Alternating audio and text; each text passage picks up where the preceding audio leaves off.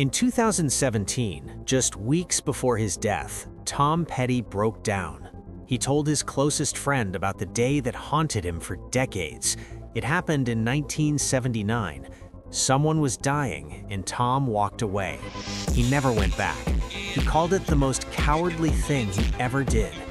The shame followed him through every song, every tour, every relationship. He tried to numb it with drugs. Nothing worked. What he did that day will break your heart. It explains everything about why he lived the way he did.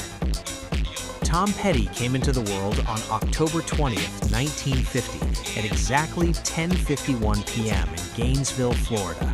He was born to Kitty, a local tax office worker, and Earl, a traveling salesman who was hardly ever home. Their house sat in a quiet neighborhood called the Duck Pond, filled with old Victorian homes and mossy trees, the kind of place that looked peaceful from the outside. But inside the Petty home, things were anything but peaceful.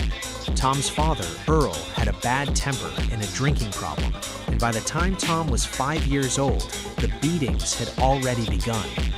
One day in 1955, while playing with a slingshot in the yard, Tom accidentally hit the fin of a shiny 1955 Cadillac. The angry driver came straight to their house. Kitty warned him in a whisper, "This is bad. Your father's not gonna like this." When Earl got home that night, he took off his belt and beat his son until his body was covered in raised welts from head to toe.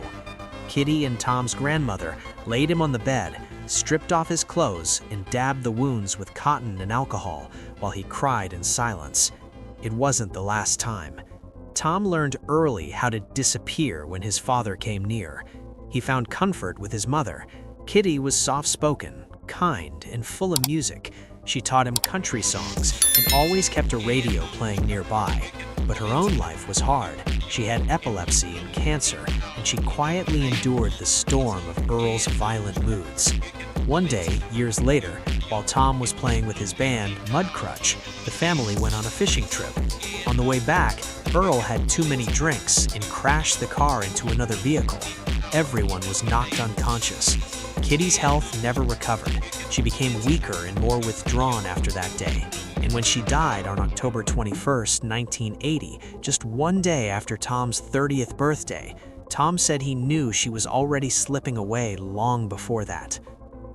Things shifted again when Tom was 10, in the summer of 1961. His uncle, Earl Jernigan, worked in the movie business and took him to see a film shoot in Ocala. The movie was Follow That Dream, and the star was Elvis Presley. Hundreds of people crowded the streets to catch a glimpse. Then Elvis appeared, glowing like some kind of god, and walked right past young Tom, pausing just long enough to shake his hand. Tom stood frozen, too stunned to speak. That moment hit like a bolt of lightning. When he got home, he traded his slingshot to his friend Keith Harbin for a full stack of Elvis 45s. Then he locked himself in his room and played them over and over. His parents thought something was wrong with him, but he didn't care. He had found something stronger than fear. He had found music. Tom's little brother, Bruce, was born in 1957, 7 years after him. By the time Bruce could walk, the family was already falling apart. Earl's job was unstable. He gambled, drank more, and brought home less money. The house was filled with yelling. Bruce learned to keep his head down and play sports to avoid getting hit. Tom escaped through music and television, but it wasn't enough to protect him from what he saw. He watched his mother shrink under the weight of her sickness and his father's anger. It left a scar that never really healed.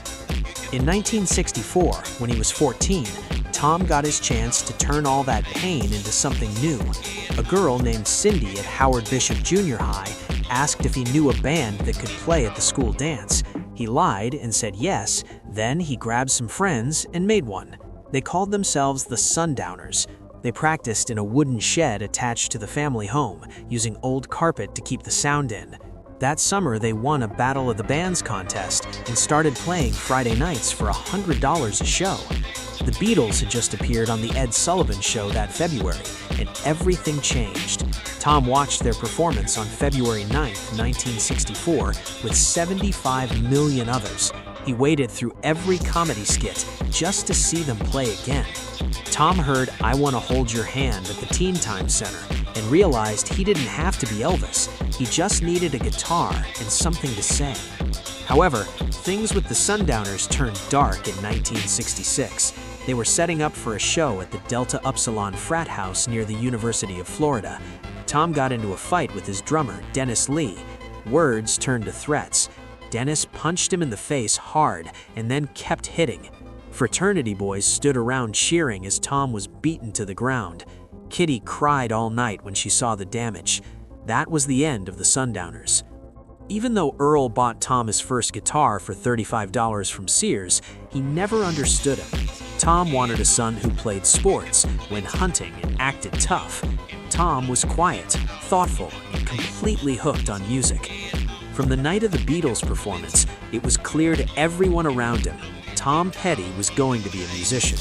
He made it through Gainesville High and graduated in 1968, letting his hair grow long and earning strange looks around town. After the Sundowners fell apart, Tom met a guitarist named Mike Campbell. Their bond was instant. They started playing together and formed Mudcrutch with a few other local guys, including Benmont Tench, a classically trained keyboardist with a sharp ear.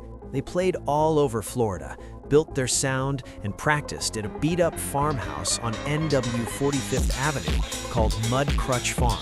It was more than a name, it was home. By 1970, Tom was just 19 and fronting the band full-time.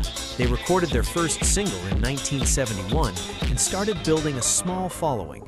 Their soulful, strange sound echoed the Grateful Dead more than the top 40 hits of Gainesville. In the fall of 1970, they landed a steady gig at Dub's Steer Room, a rowdy bar with topless dancers and rough crowds. They played 6 nights a week from 9 p.m. to 2 a.m. for $100 a week. During the day, they worked landscaping jobs in the Florida heat for the University of Florida's grounds department. It was brutal and non-stop, the only way they could survive. In 1972, they threw a music festival at Mudcrutch Farm. Hundreds of people showed up, and the police didn't stop it, giving them the confidence to go bigger. For Halloween, they threw a second one, but this time it exploded into chaos. People took drugs, and officials eventually stormed in, ripping out cords and shutting it down.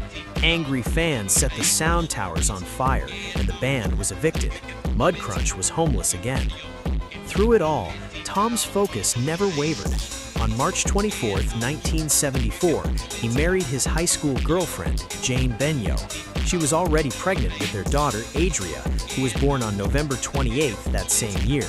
They lived above a barber shop and laundromat at 1618 Northwest 1st Avenue, a cramped space where friends crashed and listened to records. Tom played songs for Mike Campbell at the kitchen table, but his single-minded obsession with music began to wear on Jane, who felt alone even when he was home. In August 1974, at age 23, Tom Petty left Gainesville with a demo tape, a few friends, and a borrowed $100 for gas. They drove toward Los Angeles, packed in tight with instruments and dreams. Within their first week in LA, 7 record companies offered them studio time based on that demo. They eventually stopped in Tulsa at Shelter Records to cut demos for 20 straight hours with producer Denny Cordell. Shelter signed them in August 1974. Initially, the label put them up at the Hollywood Premier Motel, which Tom described as a cheap hooker joint. They eventually moved into houses in Canoga Park with swimming pools. The contrast between Florida's swampy heat and LA's chaotic glamour was overwhelming, but exciting. However, Mudcrutch fell apart by the end of 1975 due to creative differences. Tom stayed in LA alone in a cheap motel, scraping by on a publishing retainer. In early 1976, Benmont Tench got studio time and invited old Gainesville friends to jam. Tom stopped by, heard the music, and knew immediately that was the sound. The lineup consisted of Mike Campbell on guitar, Tench on keys, Stan Lynch on drums, and Ron Blair on bass. They recorded Stranger in the Night, and Tom rushed the tapes to Cordell. In June 1976, they recorded 15 songs in 15 nights, working from 9 p.m. until sunrise. They called themselves Tom Petty and the Heartbreakers. Their debut album dropped on November 9, 1976, but sold only 6,500 copies in the first 3 months. Breakdown flopped initially. However, in early 1977, they opened for Blondie at the Whiskey A Go-Go, and the critics went wild. This led to a UK tour opening for Nils Lofgren, where they exploded. American Girl and Anything That's Rock and Roll took over British radio. They were chased across the UK by fans. Security couldn't keep girls from storming the stage. When they re-released Breakdown in late 1977, it hit the top 40 on the Billboard chart in 1978. In March 1979, Shelter Records was sold to MCA. Tom felt betrayed. His contract stated he had to be consulted before his name could be sold, but no one called him. He famously said he wouldn't be bought and sold like meat. MCA sued him, locking him out of recording or performing. Petty went into the studio anyway, paying out of pocket and racking up over $500,000 in costs for what would become Damn the Torpedoes.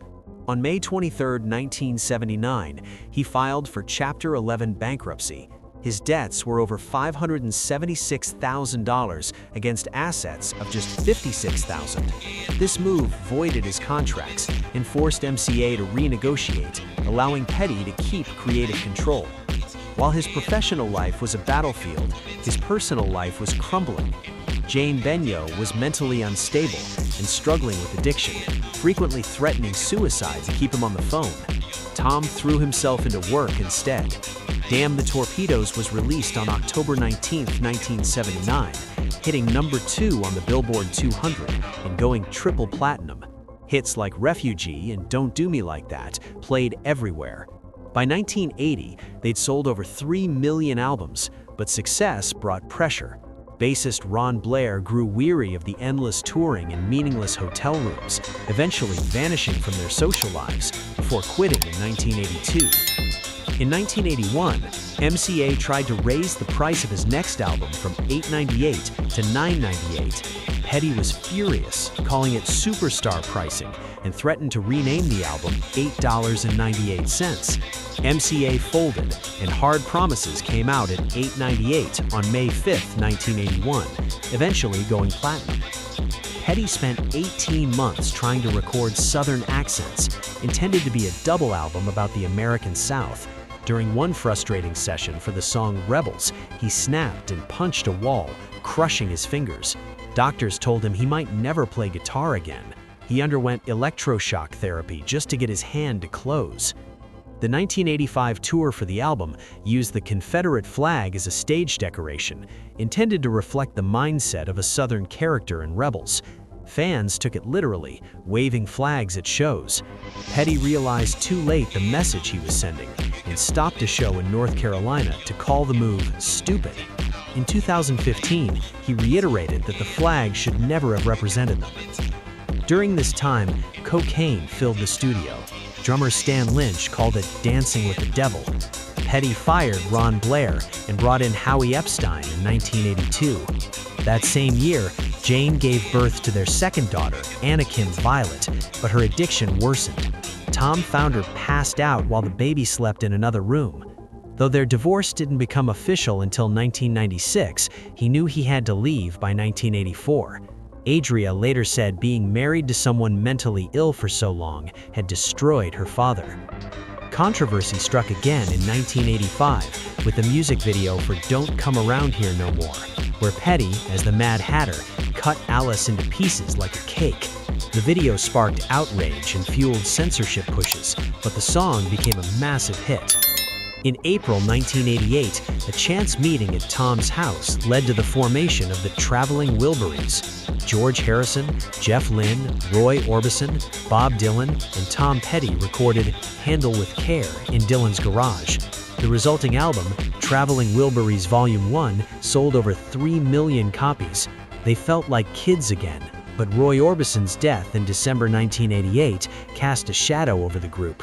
On April 23, 1989, Petty released his solo album, Full Moon Fever.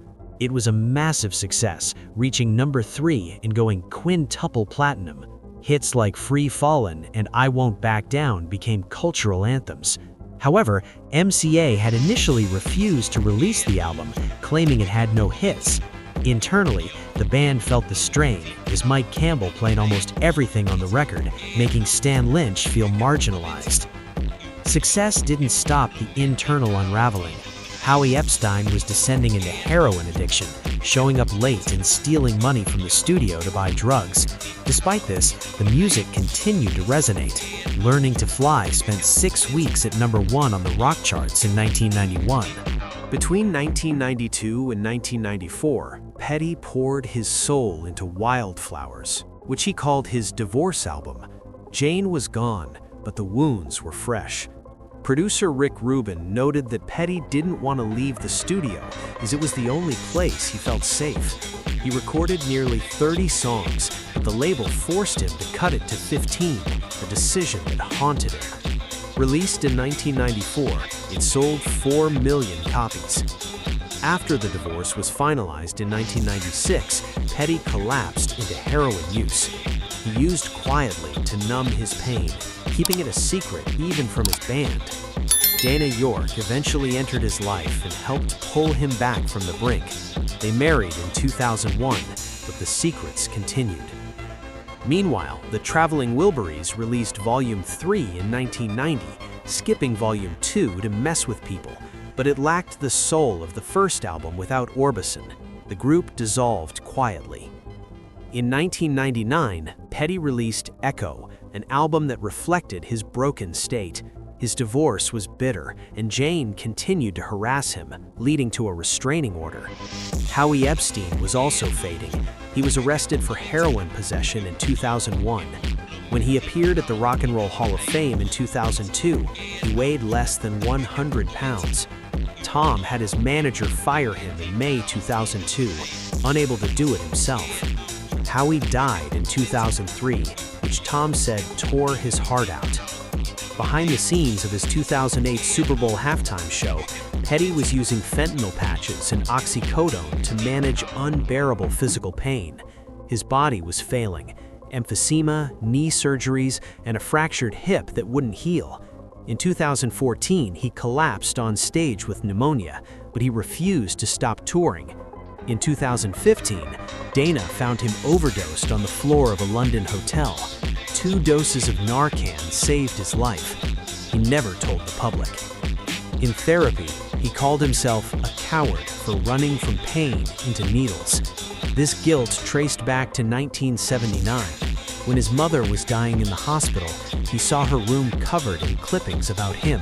He was so overwhelmed by the sight of her pride and her fragility that he ran out of the room and never went back, skipping her funeral entirely. He called it his most cowardly act.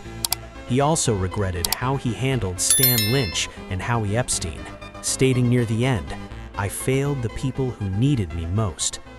In April 2017, Tom began his 40th anniversary tour. He was limping on stage and had to be carried in a golf cart off stage because of his fractured hip, but he didn't tell anyone. The tour ended on September 25, 2017, at the Hollywood Bowl. 1 week later, on October 2, 2017, he was found unconscious at his home and died that evening at age 66. The cause was multi-system organ failure due to mixed drug toxicity, including fentanyl and oxycodone. His family believed the pain of his broken hip was simply too much, and the medicine intended to help him killed him instead. Posthumous releases like An American Treasure and the full 25-song version of Wildflowers eventually gave fans a glimpse into his raw process and hidden memories. Johnny Cash, who had worked with Tom, once recorded I Won't Back Down, a fitting tribute to a man who had faced many demons. Tom Petty's death from fentanyl, a drug 30 to 50 times stronger than heroin, served as a tragic warning across the country. He left behind a legacy of songs that rang true, built on a lifetime of searching for the right feeling and struggling to make peace with the shadows of his past.